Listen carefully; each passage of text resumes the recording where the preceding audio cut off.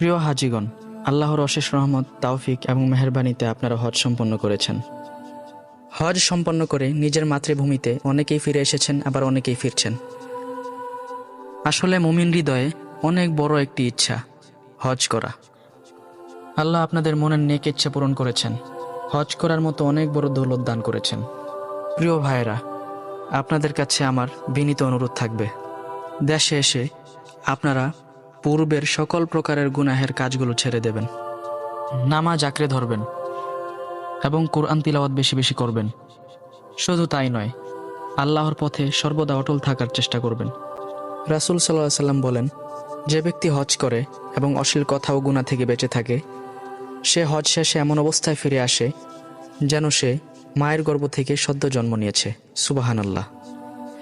প্রিয় ভাইরা, চলুন আমরাও আমাদের জীবন কেমনভাবে সাজাই, আল্লাহ যেন আমাদের সকল প্রকার গুনাহগুলো ক্ষমা করে দেন। আল্লাহুম্মা আমিন।